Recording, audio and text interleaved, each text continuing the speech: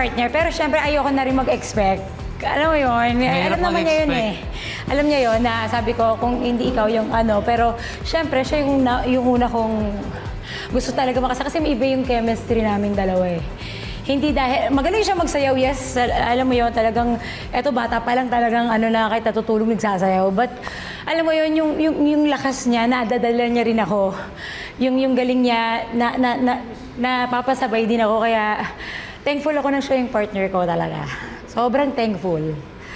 Ako, syempre happy kasi si Ate Sugar na ka-partner ko and siya rin yung pinili ko Kasi yung chemistry talaga is kakaiba.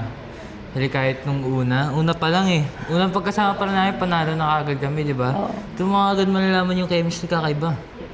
Tsaka kahit na kunyari manalo kami, tapos natalo kami, alam namin sa sarili natin, nanalo tayo. But ganun talaga. Hindi naman lagi panalo tayo eh. Yung ganun. Pero alam namin na nagawa natin, okay yun. Na maganda. Nagawa natin na maganda, okay yun.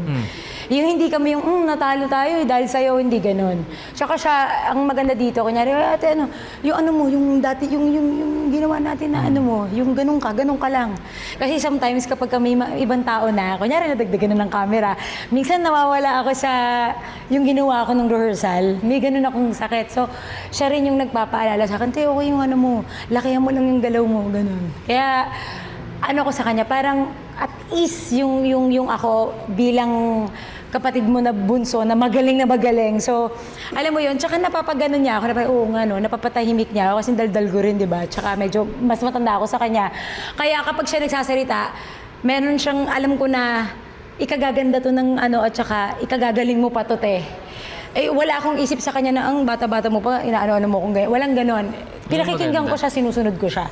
Kasi alam ko, talagang nasa sinapupunan pa lang siya, sumasayaw na siya. Grabe ka naman. Alam mo yun, parang feeling ko alam kong talagang, tsaka ang laki ng galaw niya, yung kahit ang payat niya, di ba? Parang ang layo na napupuntahan ng katawan niya, kaya nakikinig ako sa kanya. Parang maabot yung camera. Totoo. Stars on the floor.